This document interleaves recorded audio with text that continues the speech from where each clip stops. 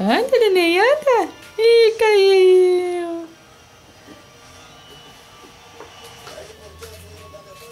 Lembrando que daqui a 2 dias o Brasil finalmente vai estrear na Copa do Mundo, jogando contra a Coreia do Norte. E vamos esperar que esteja um afiado. E o time brasileiro tem realmente um conjunto que esses grandes secretos têm dado a ele um conjunto muito espetacular.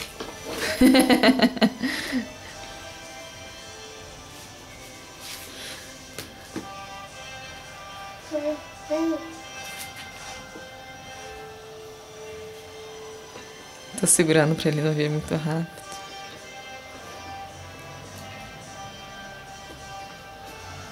Isso é porque eu tô com 7 meses e meio.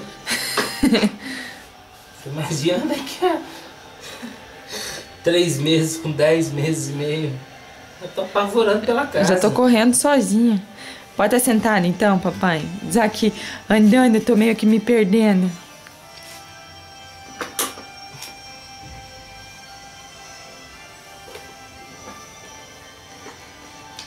Segura aqui.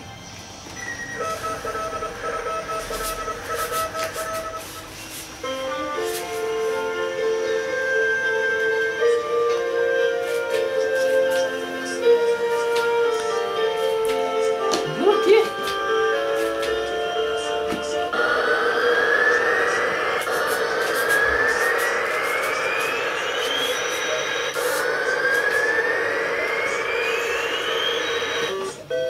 Quer pegar ela, assim. Aqui, ó.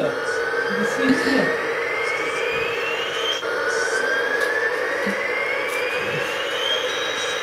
Upa, cavalinho!